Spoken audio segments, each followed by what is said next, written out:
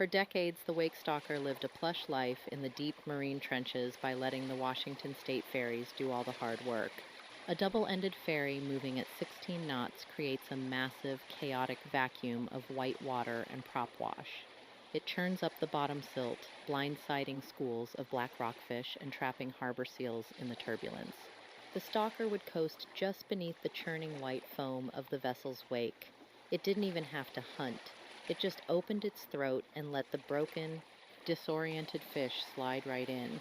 But when the local salmon and herring populations plummeted, the creature didn't just panic and start mindlessly thrashing in the shallows. It adapted. It realized that the ferry wasn't just a tool for catching fish, it was a conveyor belt for a much higher grade of protein. The intelligent predator.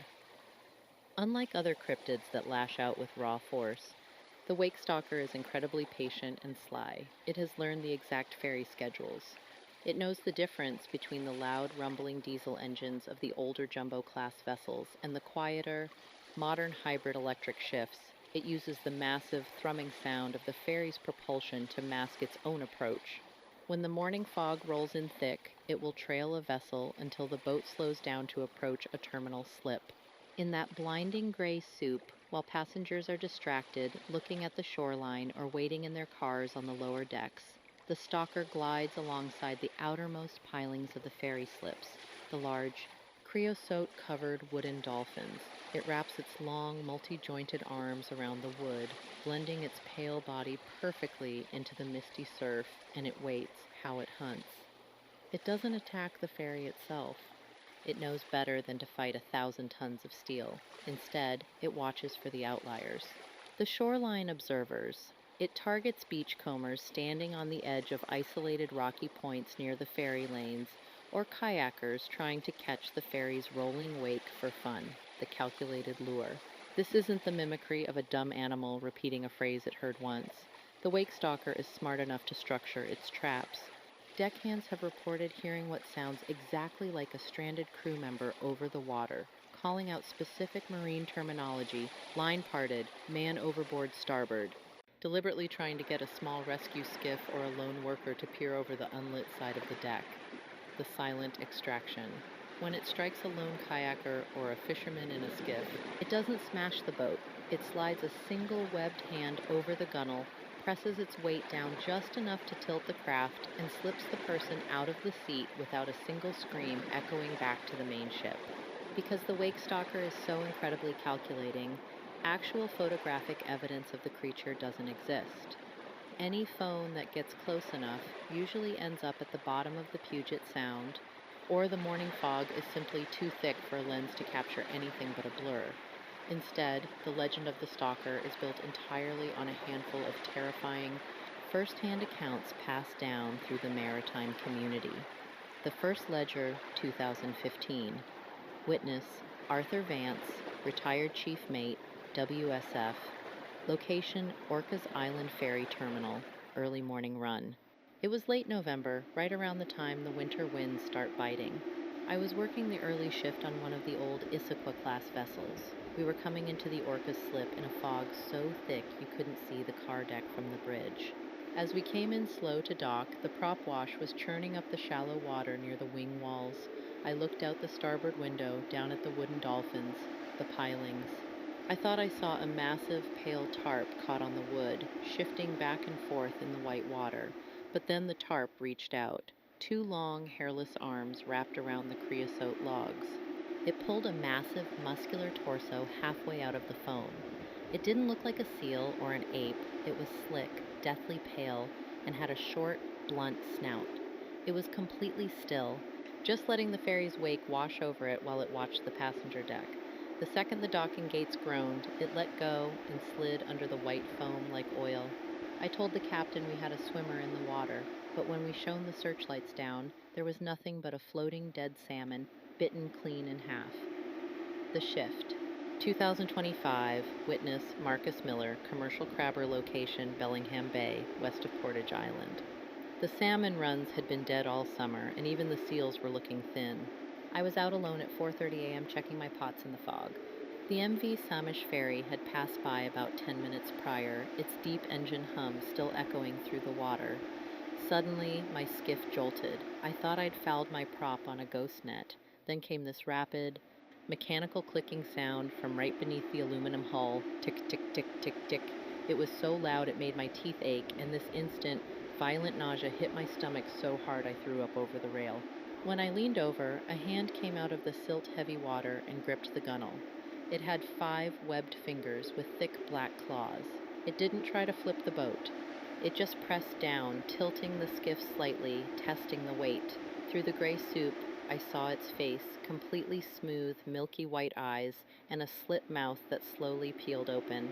It didn't roar, it looked right at me and whispered, "Line parted, man overboard," in a voice that sounded exactly like a radio transmission.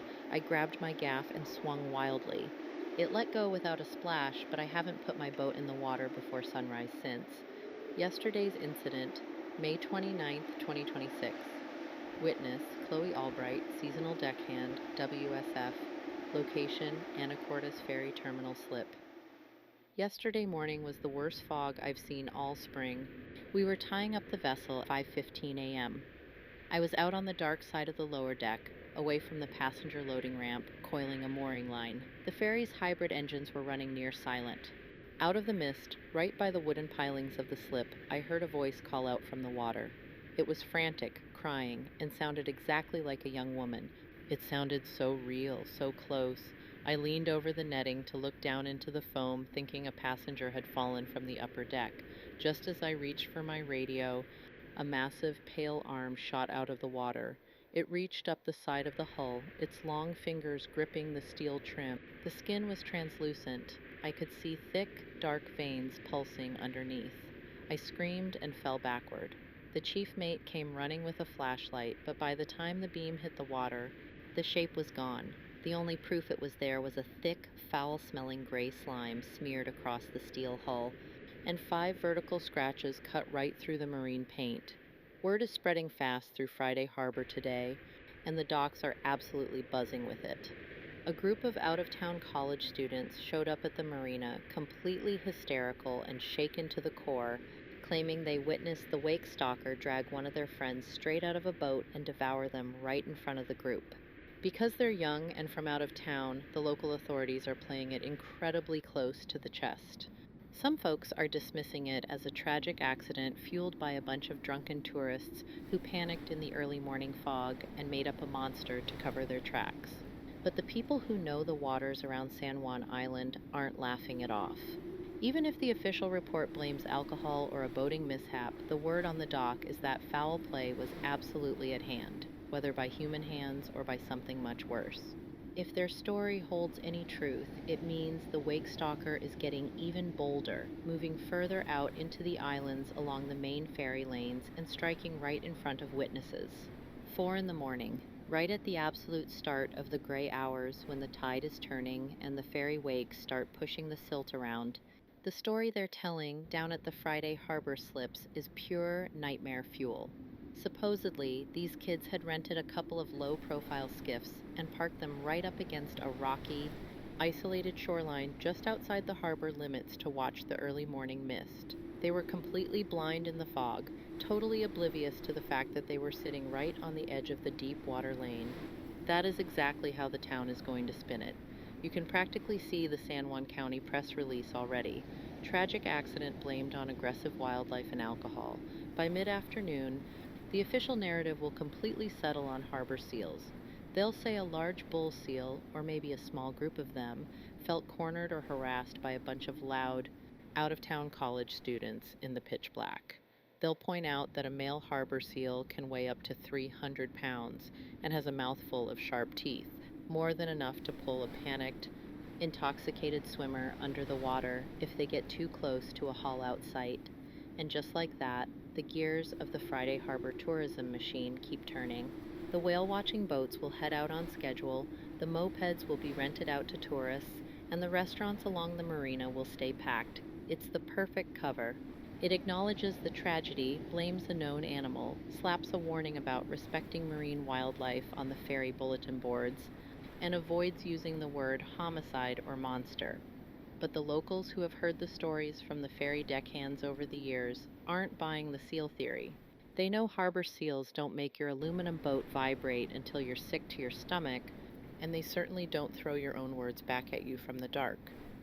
The town can print all the brochures they want about aggressive harbor seals, but the people who actually work these docks, the gill netters, the tug captains, and the night shift deckhands, know exactly what washed into Friday Harbor yesterday.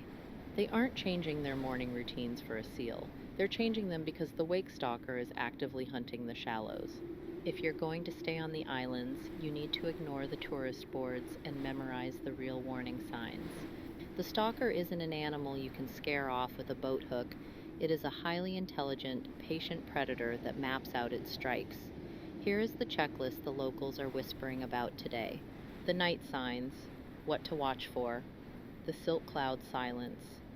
If you are near a ferry lane or terminal slip and the water suddenly turns thick with churned up gray mud without a large vessel nearby, a predator is using the lack of visibility to approach the shoreline. The hull hum. Unlike normal marine life, the stalker's echolocation operates at a frequency that physically resonates through fiberglass and aluminum. If the floorboards of your skiff or kayak start vibrating like a tuning fork, it is directly beneath you, calculating your weight and center of balance. The radio voice. This is the most dangerous trap. If you hear a voice calling from the fog that sounds thin, metallic, or mechanical, like a repeating police scanner or a specific phrase looped over and over, do not answer. It is mimicking past victims to draw you to the edge of the rocks. The creosote shadow. When a ferry slows down to dock, look closely at the wooden pilings, the dolphins, at the edge of the slip.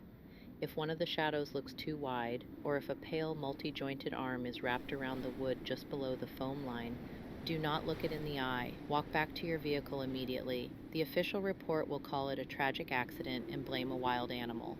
But tomorrow morning, when the gray mist rolls thick across the harbor, notice how many local boats stay tied tight to the cleats. Stay off the shoreline during the gray hours. If the water starts clicking, you're already on the menu. Based on the harrowing encounters collected from the shores of Whatcom County and the San Juan Islands, a terrifyingly distinct profile of the wake stalker has emerged among local mariners. They aren't looking for an oversized seal, they are looking for something much more calculated.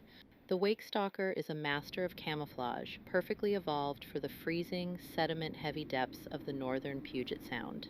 The torso and skin.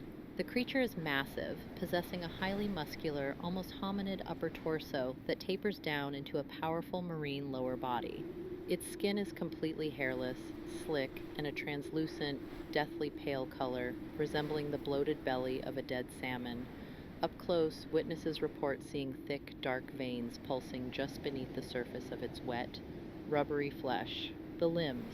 It possesses disproportionately long, multi-jointed arms that allow it to easily wrap around massive creosote ferry pilings or reach high over the gunnels of small boats. Its hands feature 5 long, thick fingers connected by heavy webbing, each tipped with a prominent razor-sharp black claw capable of slicing through marine paint and gouging fiberglass. The head and facial features. Its head is smooth and conical, ending in a short, blunt snout. Its eyes are completely flat, milky white, and entirely devoid of pupils, adapted to process its intense, biological echolocation rather than relying on sight. Its mouth is a jagged slit that peels back to reveal rows of blunt, yellowed teeth designed for crushing bone and tearing dense cartilage. Why the locals know it's attacking humans. Now, the shift from a hidden marine resident to an active predator of humans isn't a random burst of aggression. The locals believe it is a calculated response to a changing ecosystem. 1. The collapse of the food chain. For decades, the wake stalker was content to stay in the deep trenches, living a lazy, symbiotic life behind the Washington State ferries. The massive churning propellers acted as a natural hunting tool, disorienting entire schools of Chinook salmon, rockfish, and harbor seals, which the creature would easily scoop up in the white water. However, with Pacific Northwest salmon runs plummeting to historic lows and local seal populations thinning out from starvation, its primary sources of high-fat sustenance completely vanished. 2. A calculated pivot to defenseless protein. Driven by desperation but possessing a high degree of malevolent intelligence, The creature didn't just starve, it adapted. It realized that the ferry lanes it spent decades tracking were constantly trafficked by a different, highly abundant source of protein: humans. Locals believe the creature recognized that beachcombers, kayakers, and lone fishermen in small skiffs are entirely defenseless out on the water. Because it already understood the ferry schedules and engine noises perfectly, it began using the heavy morning fog and the thunderous roar of the ships to mask its approach to the shoreline, pulling lone targets into the surf without alerting the mainland. 3. Tactical evolution. What terrifies the locals most is that the creature isn't hunting like a dumb animal. It has realized that humans respond to distress. By mimicking the specific emergency radio calls, phrases, and screams of its past victims, it has turned its lack of marine prey into a game of strategy, deliberately baiting people away from safety and into the shallows during the gray hours.